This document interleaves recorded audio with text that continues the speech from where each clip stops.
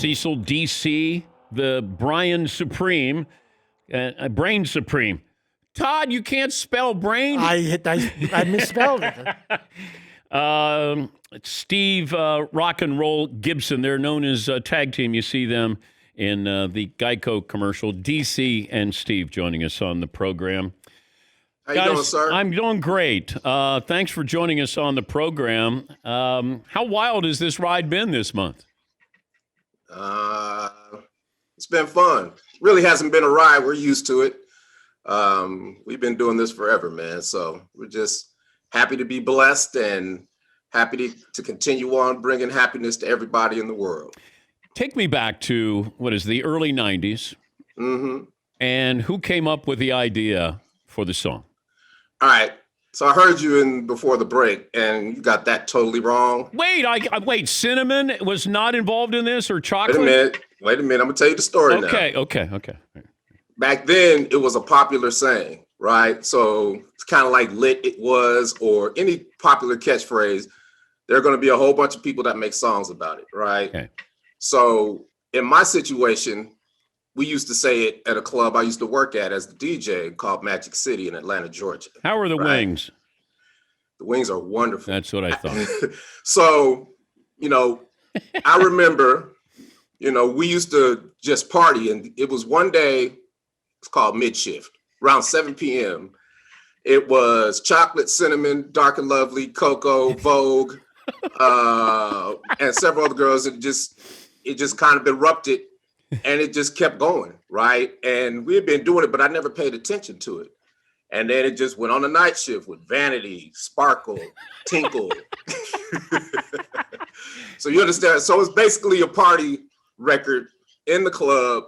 The customers love it. The guys loved it. And I knew being in the Southeast, we had to make something up-tempo. So I went to Steve and tell him the rest, Steve. He came to me and said, "Hey, we need to make a song called Whoop There It Is." I'm like, "How do you spell it?" And he told me how to spell it, right?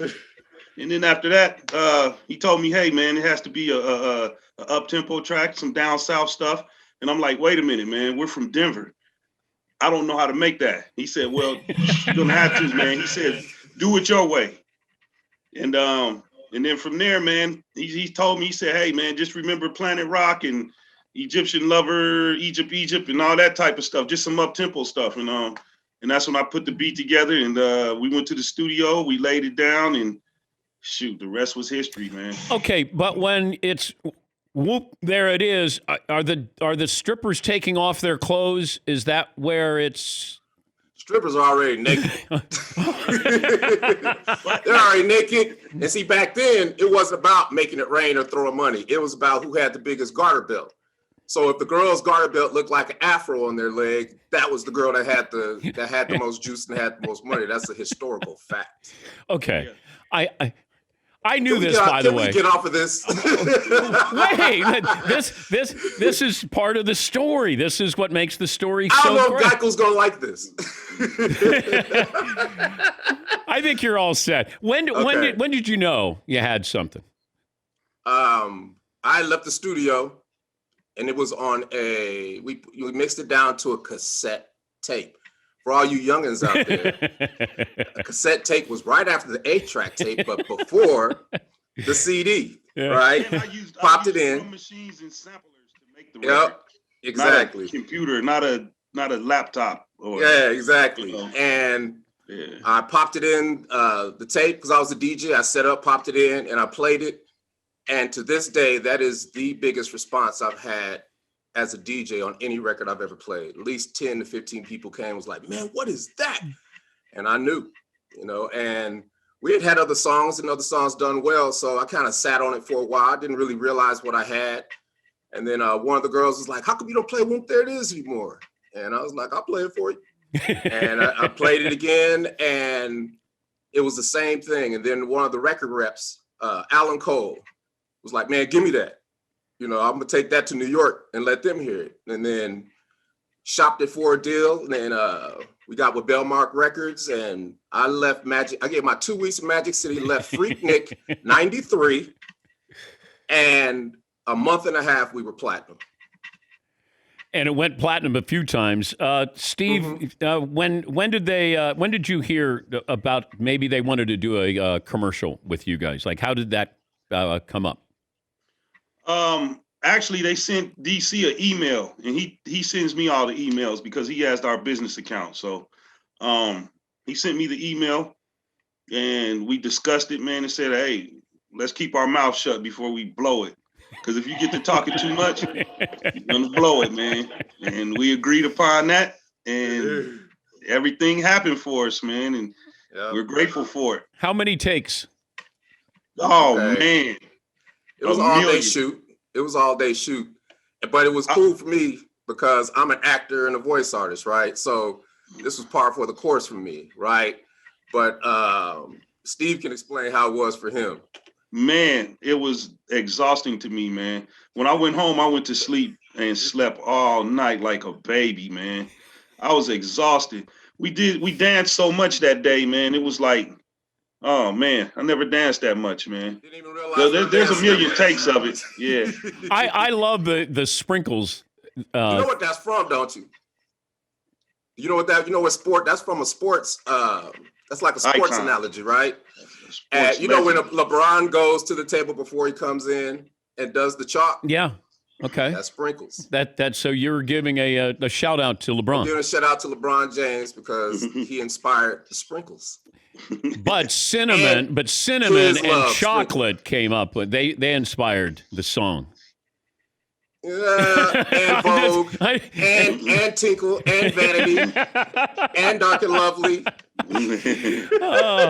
Is there a sequel? Is there a sequel in the works, Steve? No, not right now.